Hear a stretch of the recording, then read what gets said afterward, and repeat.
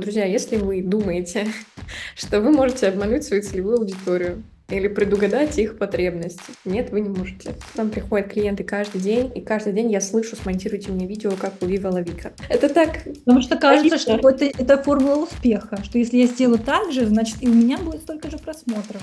За счет этого мы не станем трендом за счет этих действий. 100% не станем, и я больше скажу, скорее всего, мы станем антитрендом, над нами будут смеяться, раз мы скопировали кого-то. Сейчас очень тяжело, чтобы что-то стало трендом, причем тем трендом, который запомнится на 50 лет вперед. Оно выстреливает и так же быстро гаснет. Поэтому очень-очень дорого оставаться в тренде. Очень. Так, ну что, давай выделим такие 3 правила как раз адаптации. Хочу подчеркнуть, адаптации не только контента 3 правила, но и в целом 3 правила, как на свой бизнес надеть чью-то идею, как на свою ам, стратегию жизни надеть чужую модель, как это сделать красиво, правильно и аккуратно. Адаптировать под аудиторию, да, давать ценность, да, экспериментировать с форматом обязательно. И сейчас мы как Да. раз расскажем про каждый из этих пунктов поподробнее. Да, и я бы хотела начать, наверное, с адаптации под аудиторию. И здесь мы с вами рассмотрим 3 кейса. Мы говорим здесь про адаптации под конкретный сегмент целевой аудитории, либо под менталитет какой-то аудитории. Об этом тоже нельзя забывать. То, что классно в Америке, не классно у нас, и наоборот, это нормально. Поэтому не все то, что востребовано там или стало классным и интересным в ТикТоке у них, будет классно воспринято у нас.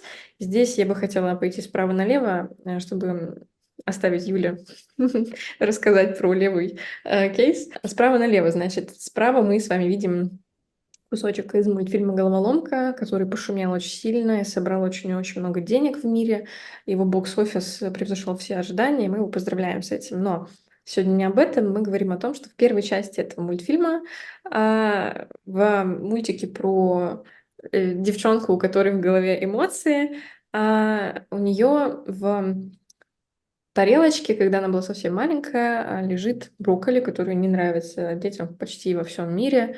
И ребята, которые создавали мультик, зная, что в Японии дети обожают брокколи, заменили в мультике, вы можете себе представить сцену, где у нее там лежит болгарский перец зеленый, потому что в Японии дети ненавидят перец зеленый болгарский, считают его кислым, горьким, невкусным, недоспелым, не сладким и прочее.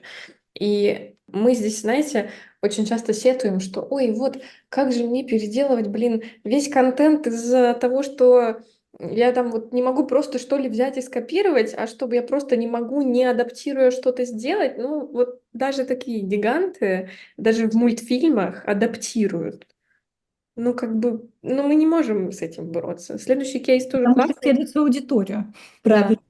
Да, следующий кейс тоже очень классный. Это вода. Название вы можете прочитать. Если его прочитать, будет смешно звучать блювота.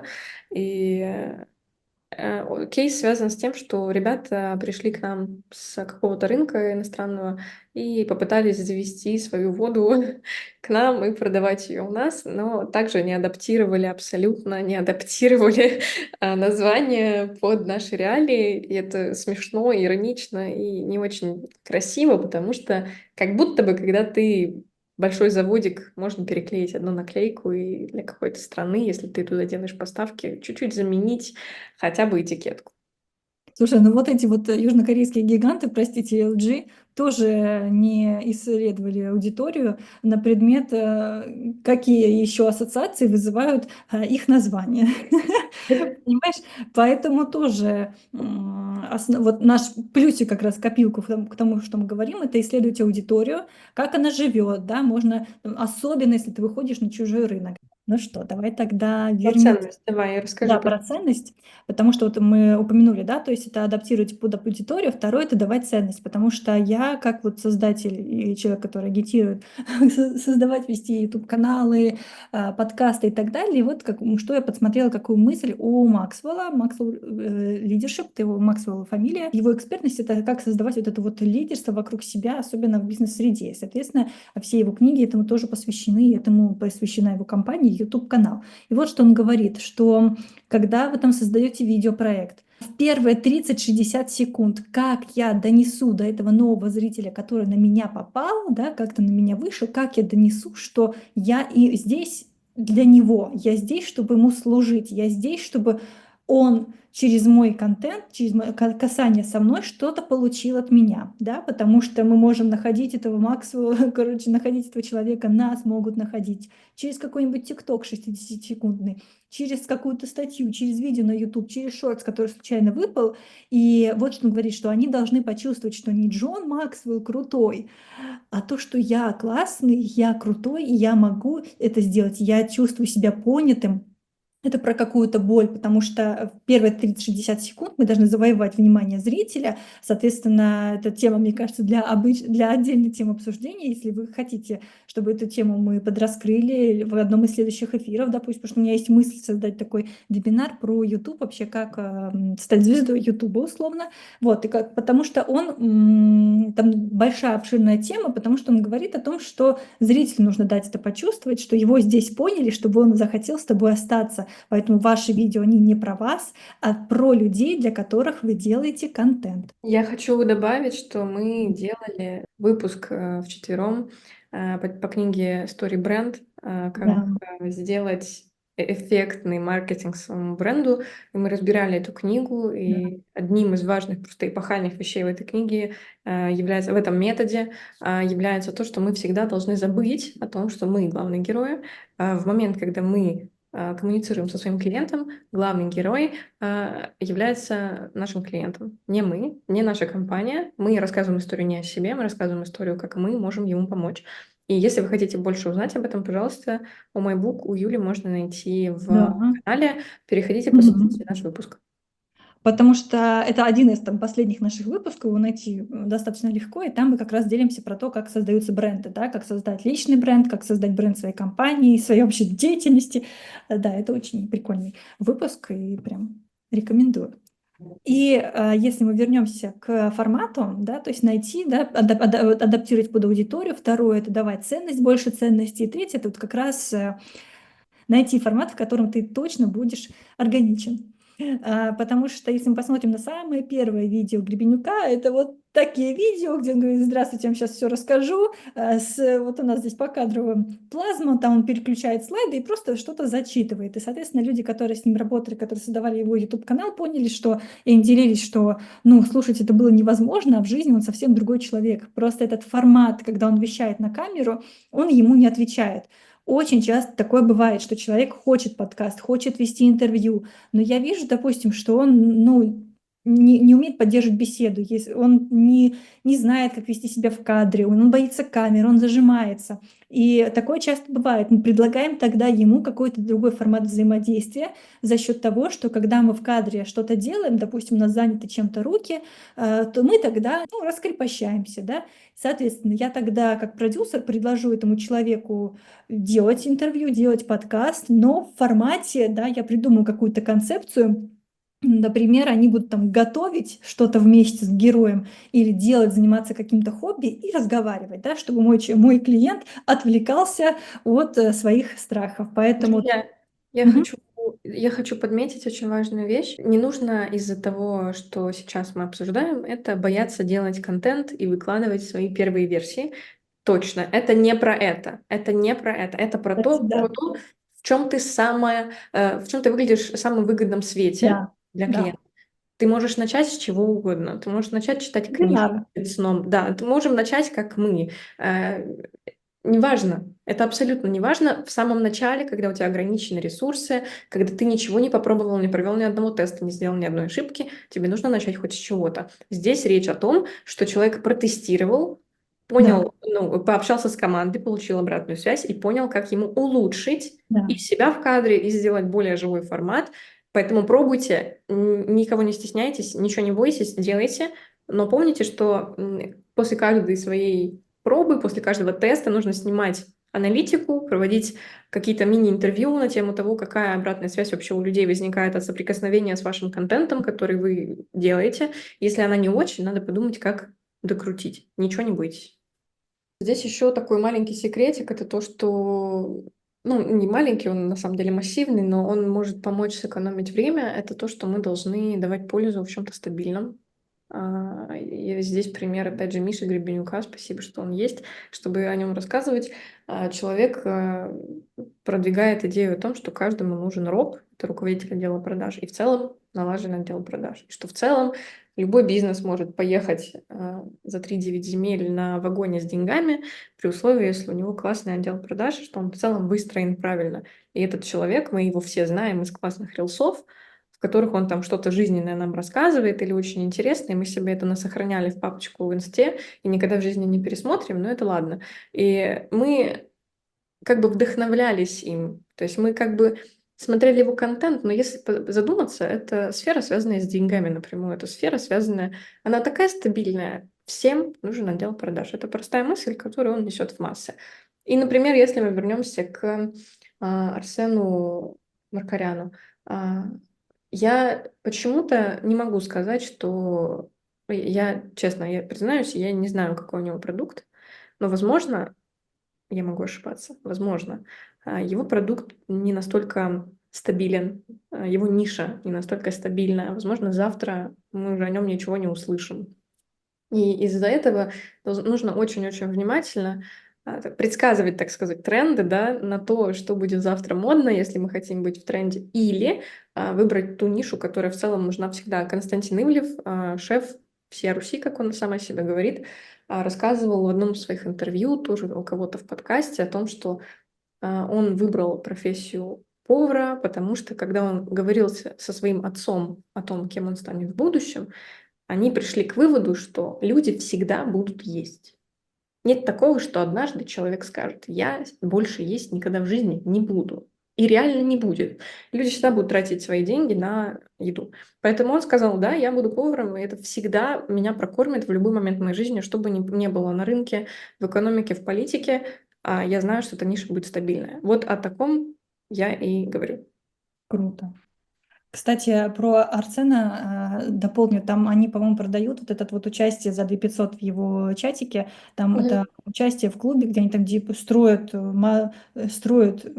бади, тело, телосложение, харизму качают, короче, прям мужской клуб это по подписке. Ну, нам с тобой туда вход воспрещен, поэтому мы никогда изнутри не узнаем, что там. А там просто они репост делают к себе, чтобы новую аудиторию, типа, вот смотрите, чего добиваются участники нашего клуба, приходите, деньги на карту вот сюда. Прикольно. Или вот сюда.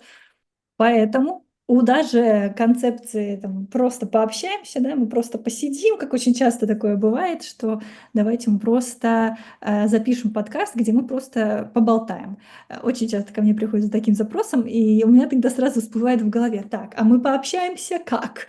Потому что можем пообщаться, да, как The New York Times пообщаются за круглым столом в такой неотвлекающей атмосфере. Либо мы можем пообщаться как Шанел, понимаешь, можем сесть за круглый стол с моделями и прям вести какую-то дискуссию. Либо мы можем пообщаться, как вот этот проект Dish, это подкаст, где это телеведущий и известный ресторатор, к которым приходят популярные звезды, типа Дуа Липы и других, и они готовят для них какие-то блюда из их детства, и вообще какие-то блюда, с которыми у них есть какие-то воспоминания, говорят про лучшие рецепты, как что готовить, и заодно общаются на тему какой-то там медийности, как дела, как живешь и так далее. Соответственно, это такой живой формат, и да, они действительно еще и в процессе ужинают.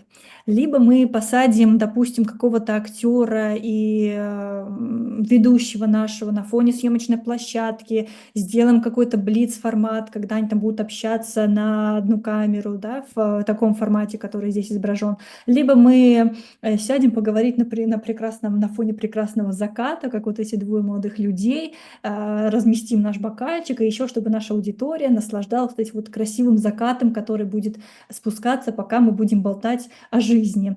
Либо мы возьмем, поболтаем тоже, да, мы просто пообщаемся, как Хайли Бибер, которая вот также общается, у нее есть концепция ее подкаста, ее проекта Who's in my bathroom или что-то такое, то есть кто следующий гость в моей ванной, и она действительно общается с ними вот в декорациях ванны, она обедает, ужинает с Ким Кардашьян и следующими звездами. То есть, да, очень много вариантов, которые тоже можно найти под себя. Да, и нужно И- просто понимать, во-первых, что нужно твоей Мгм. аудитории, что ты можешь им дать, Да, И, да, вот наша, естественно, наша такая. да-да-да, и, Мгм. естественно, чего нету на рынке, или в чем рынок нуждается, или чего конкурент еще не дал. Это вот то, о чем мы будем говорить дальше. Потому что, когда мы просто вот вы можете себе представить, что Хейли Бибер сделала это просто так? Я нет. Ну, то есть она это сделала почему-то. То есть было проведено какое-то исследование. Она не просто так захотела, и у нее выстрелит что угодно, поэтому вы давайте ее посадим, пусть говорит в ванной. Вот мы поржем, если оно залетит. Нет, это было не так 100%. Там люди работают не глупенькие. Вот. Поэтому мы, когда говорим, что мы можем, да, просто пообщаться, как Юля сейчас описывала, много-много вариантов, это все зависит от того, вот от вот этих вот трех вещей. Да, Что мы в целом можем дать этому миру, да. что есть у нас, чего нет у конкурентов и что от нас хотят получить наша аудитория. Но мы не должны додумывать за них, мы должны пойти и спросить. Это важно. Мы должны не забывать о том, что эта вещь должна в конце концов, ну, как-то монетизировать, скорее всего. И, ну, мы очень-очень редко создаем какие-то проекты. На моей практике такое тоже очень редко бывало, когда мы просто из благотворительных побуждений хотим посидеть и с кем-то поболтать перед камерой и красиво пострелять глазками. Такое бывает очень-очень редко, но бывает.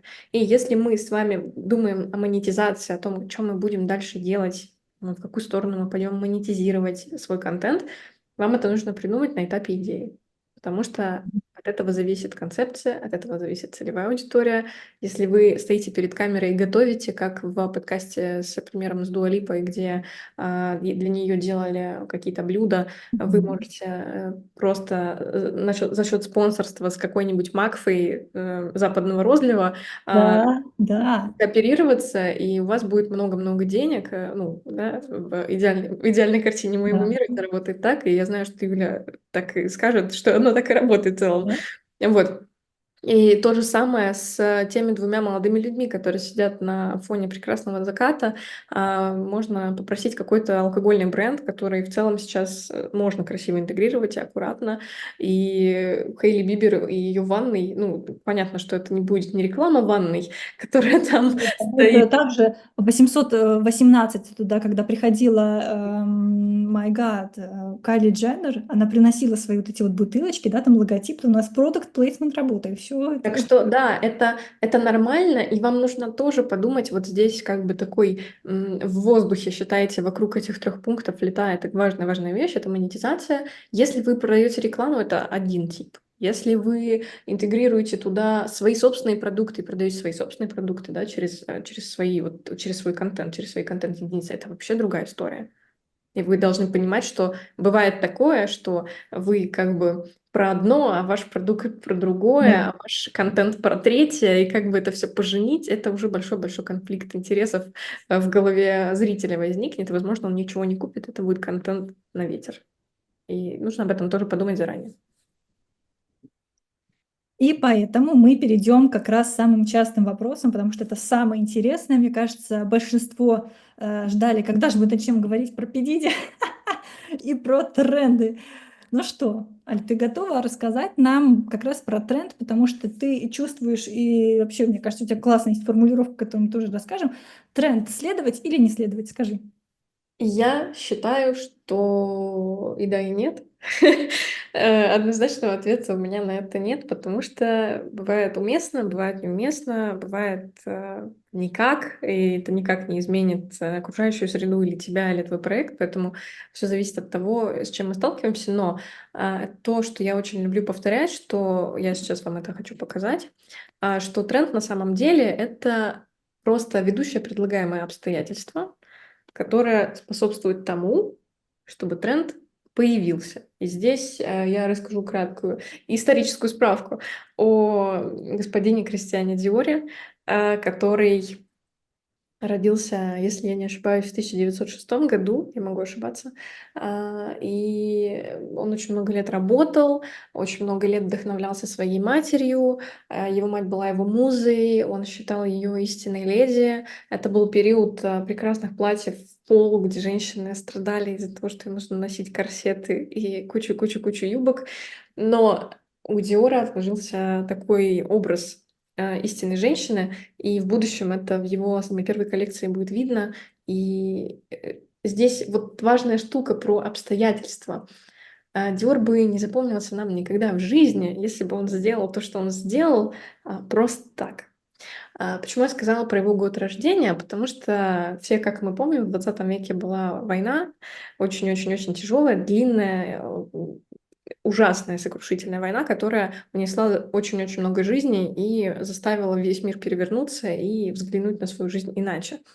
И если бы господин Диор после этой войны начал создавать платья какие-то минималистичные или что-то еще, у женщин был бы еще больше упадок духа. Почему?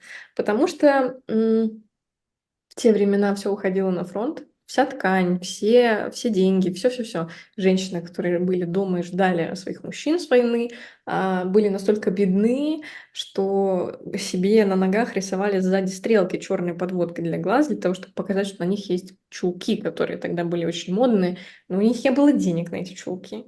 И Диор, как человек, которого вдохновляла его собственная мать, эти невероятные платья с цветочными принтами, цветочный сад его мамы, его младшая сестра, он просто не смог не сделать этого для женщины, он просто не смог не реализовать свой вот этот творческий порыв. Он создал те платья, которые весили также по 12 килограмм, но были немного легче, с огромным количеством юбок, с корсетами. И все это было так красиво и роскошно. И после войны женщины, которые наконец-то хотели себя почувствовать женщинами в мирное время, просто были восхищены этой красотой.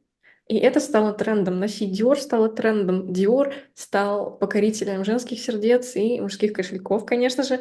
Поэтому я здесь с вами о том, что для того, чтобы выстрелить, нам всегда нужны какие-то обстоятельства. И это сейчас мы живем в тот век, вот, в век, когда технологии вокруг, когда мы можем что-то погуглить, что-то спросить у чата GPT, мы можем предсказывать определенные вещи. Когда они произойдут, можем примерно себе понимать, как нам подстроить свой продукт, свой контент под реальность, которая будет идти дальше. Как нам сделать этот контент как можно дольше зеленым. Сейчас, например, в модных домах стараются вечно зеленый контент делать за счет смены креативных директоров. Одна эпоха уходит, приходит другая. После того, как ушел Диор из дома, мод Диор, потому что он умер, туда пришел Ив Сен-Лоран. После чего он через несколько лет сделает свою собственную линию, свой собственный модный дом, но это не об этом. Это в целом о том, что одно поколение сменяет другое поколение. И трендсеттеры сменяют друг друга, и обстоятельства же вокруг тоже меняются. Поэтому мы можем с вами маневрировать, мы можем с вами предугадать, мы можем знать наверняка, что завтра, когда мы проснемся, будет популярным, или что уже выйдет из моды. У нас у всех внутри, на самом деле, эта чуйка есть. В том числе она развивается благодаря насмотренности в соцсетях, благодаря тому, сколько контента и с какой скоростью мы в целом потребляем.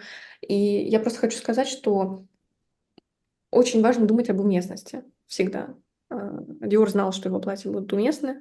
Он просто попал в эту струю контента, так сказать, да, который он задал женщинам, чтобы они стали наконец-то красавицами и прочувствовали эту энергию, да. Как бы как вот То есть это про то, что не нужно, вот то, что, допустим, вчера там опубликовали какой-то монтаж, как ты говорила, да, у Вива Лавики, не нужно, собственно говоря, копировать, как еще какие-то делают у кого-то монтаж, рилс и так далее, соответственно, потому что у нас супер большой поток информации, и за счет этого мы не станем трендом за счет этих действий. 100% не станем, и я больше скажу, скорее всего, мы станем антитрендом, над нами будут смеяться, раз мы скопировали кого-то, у нас что, своих мозгов нет, и какая она дурочка, она что, копирует чей-то монтаж. И я таких людей знаю, и это самое страшное, что, ну, конечно же, мы еще любим осудить кого-то, но тоже сегодня не об этом. И мы должны всегда помнить о том, что как раз-таки за счет того, что у нас сейчас огромный информационный шум, просто невероятный, мы не можем стать трендом так же легко и быстро и непринужденно, как господин Кристиан Диор тогда стал. Потому что тогда новости, газеты выходили не так, как сейчас. У нас Да, от момента какого-то происшествия на улице, не знаю, Саратовской, до публикации этой новости в Телеграм-паблике проходит 10 минут да. максимум. Причем реально максимум. Да. И нужно всегда об этом помнить. Сейчас из-за этого перегруза очень тяжело, чтобы что-то стало трендом, причем тем трендом, который запомнится на 50 лет вперед, на котором поедет бренд. Это очень сложно сделать, потому что тренды рождаются каждый день, и мы каждый день видим новые тренды в ТикТоке. Pinterest Trends откроешь, просто ужаснешься раз в месяц, просто посмотришь, какая там помойка. И все о том, что оно выстреливает и так же быстро гаснет. И поэтому очень-очень дорого оставаться в тренде. Очень. Потому что если вы хотите запомниться, друзья, вам нужно инвестировать столько денег. Я на самом деле можно сюда привести, кстати, Ивана Урганта с его шоу «Вечерний Ургант». Вы все говорили о том, что да, это копия западного формата. И что? Ну, то есть он нам был нужен, такой формат, и мы до сих пор о нем вспоминаем с теплотой душевной, как кейс, который очень классно себя показал, который раскрыл нам Александра Гудкова и других соведущих, и Ивана, который в целом нам раскрыл Ивана, который в целом раскрыл нам много-много его гостей. И это неплохо. И это как раз-таки про инвестицию больших денег в контент. Оно бы не стало таким, если бы они не сделали все то, о чем мы сегодня говорили. Исследования, разговоры с аудиторией, точно-точно скопировать, но аккуратно. При этом без денег невозможно это сделать. Вот. Ну и, соответственно, да, невозможно сделать что-то на будущее, если у тебя там, допустим, ты экономишь на команде просто, да, если Да, там... безусловно. Это самое большое заблуждение, потому что это моя любимая вообще тема, если честно, когда клиенты приходят и не понимают, почему наши услуги, например, в агентстве стоят дорого, или почему они нанимают уже 10-го СММщика за 15 тысяч рублей, а он все никак, в тренде не будет, и у тебя все никак не миллион подписчиков. И вот я с этим сталкиваюсь просто фактически ежедневно, и это уже перестало быть смешным. Это стало моей болью, да, обращение с СММ-специалистами, в том числе с маркетинг-отделом. Эм, Это стоит очень больших денег, потому что вы не то, что вы не должны остаться в тренде, вы должны стать им. И если вы хотите им стать и вы хотите запомниться, вам нужно заплатить очень много денег. И здесь тоже, кстати, интересный забавный кейс будет. Я пока сделаю вот так, чтобы вы полюбовались. Э, Очень-очень интересный кейс про то, что одна моя знакомая, успешный в сфере SMM-специалист, работает с брендами, создала для них Evergreen воронку, очень классическая воронка, все, как мы знаем, из-под Reels мы ведем в хайлайты, из хайлайтов мы ведем куда-то. И вот, значит, у нее случайно, абсолютно случайным образом завирусился Reels, который вел на какую-то суперстарую Evergreen воронку. В общем, она в эту Evergreen воронку вписала те вещи, которые были актуальны на тот момент. И, соответственно, мы не можем внедрить во что-то, что мы называем вечно зеленым, те вещи, которые сегодня на слуху, а завтра мы забыли про них. Я прочитала эту воронку от и до, и я в конце словила себя на мысли, что я не помню в целом эти тренды, о которых она говорит. И от этого выглядит еще более грустно. И люди ей писали гадости, потому что она в свой evergreen контент запаковала то, что не модно уже года два. И от этого мы можем понять, не ей, соответственно, а бренду, для которого это все было, мы можем понять, что если вы хотите, например, создать какой-то классный контент, evergreen воронку, не нужно в нее вписывать PDD, о котором сейчас все говорят, потому что вы станете антитрендом, это будет неуместно, некрасиво. Мы не знаем, как закончится эта история, мы не знаем, кто будет прав, кто виноват.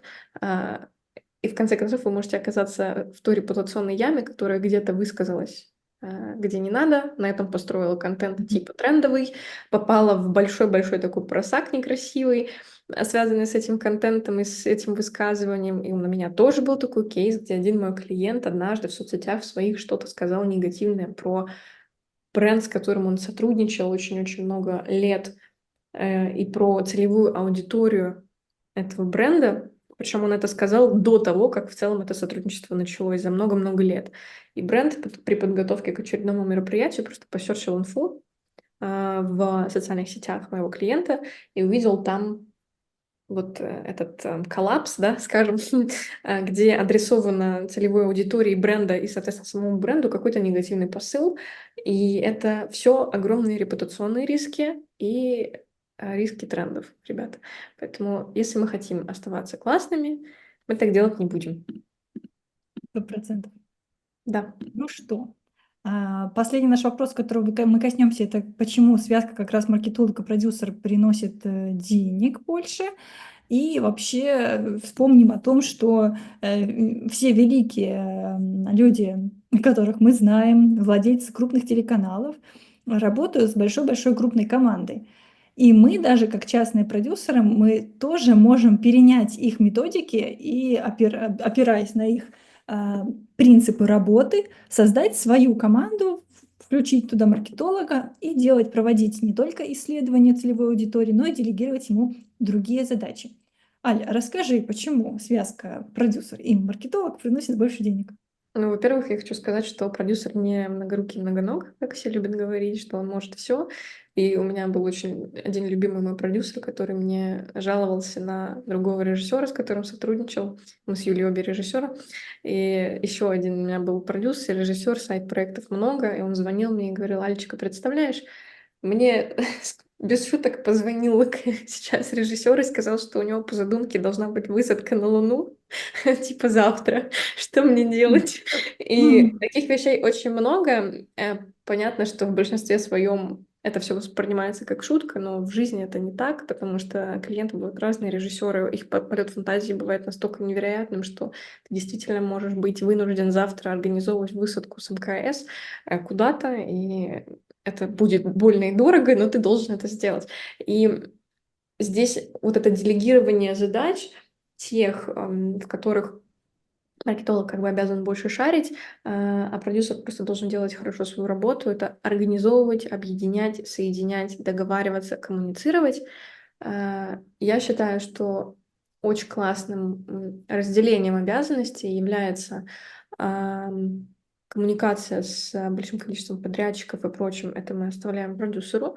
То есть Юля, например, в нашей с ней связке, что бы Юля делала? Юля бы коммуницировала с подрядчиком, Юля бы коммуницировала бы с клиентом, Юля бы коммуницировала с площадкой, Юля бы занималась организацией съемки, Юля бы занималась всем вокруг, кроме отдела маркетинга, в который, например, вхожу я и, например, мой партнер. Мы бы занялись исследованием целевой аудитории, мы бы дали Юле какие-то идеи свежие, и мы бы смогли сложить наши идеи. Мои идеи классные, креативные, идеи моего партнера будут более стратегическими, более такими точными, но менее масштабными, и идеи Юли будут более приближены, например, к тому, как ее клиент хотел бы это видеть, потому что она с клиентом общалась напрямую. Соответственно, у нас будет 3 разных варианта, основанных на одной целевой аудитории и на одном клиенте. Это очень здорово, потому что из этого можно сделать очень много контента, и это может растянуться на 5 лет, если этих идей будет много. И это и есть продуктивность, о которой мы говорим, и про тренды, и про то, как им стать, и про то, как инвестировать много денег правильно. Это все сюда. И мы, конечно же, я люблю говорить о том, что маркетолог — это фундамент дома, а Мгм. продюсер строит этот дом дальше. И я, как маркетолог, могу подойти и сказать: слушай, у тебя там поехало чуть-чуть здание, у нас получается Пизанская башня, которая уже не будет предметом искусства. Давай мы ее чуть-чуть разберем и посмотрим, Да. что можно сделать. По-моему, у нас получилась мискоммуникация. И это очень-очень помогает посмотреть на нас со стороны, и помогает освободить руки продюсеру, он может сосредоточиться на каких-то более важных и глобальных вещах. И здесь мы, конечно же, с Юлей знаем про того же Картозию, у которого 100% есть маркетологи, хотя он сам продюсер, сам понимает, что востребовано, он сам понимает Слушай, ну аудиторию, с которой говорит. отслеживают даже там популярность среди других телеканалов, что вот, допустим, с 8 до 9 вечера самым популярным был такой-то телеканал, и, соответственно, если я продюсер другого телеканала, я буду докручивать свой эфир и свой контент, чтобы быть конкурентоспособным. Так что да. Конечно, конечно, и это будешь делать не только ты, это будет делать еще команда маркетологов, которых ты напряжешь и скажешь: ребята, у нас какая-то беда с эфиром, нужно что-то делать. И вы будете сидеть, думать, какие баннеры повесить, где повесить, какое шоу запустить, как провести еще одно исследование аудитории, как с ними поговорить, как собрать заявки на новое ток-шоу и прочее, прочее, прочее. Это очень-очень много вещей, которые Да. должен делать не только продюсер, но и его команда. И в этой команде чаще всего фигурирует не один маркетолог, а несколько. Поэтому Здесь, если мы говорим про эффективность и про грамотное инвестирование больших денег, это та связка, в которую можно спокойно инвестировать, и ваши деньги приумножатся, это 100%. Да, то есть мы можем прям подвести такой итог, да, что мы можем в итоге делегировать маркетологу, это как раз исследование целевой аудитории на 50% создания идей, да, то есть его взгляд, его насмотренность, какие у нас сейчас конкуренты, да, исследования, куда движется мир глобально, какие потребности у людей.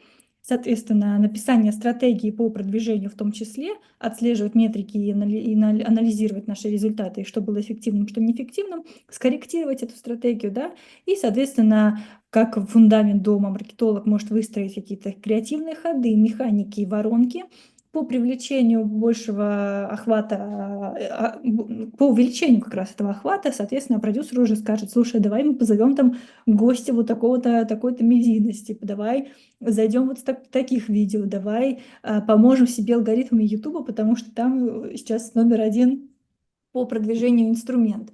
Соответственно, все это может работать, когда вот есть вот этот вот тандем, когда есть эта команда и связка, про которую мы сегодня говорили.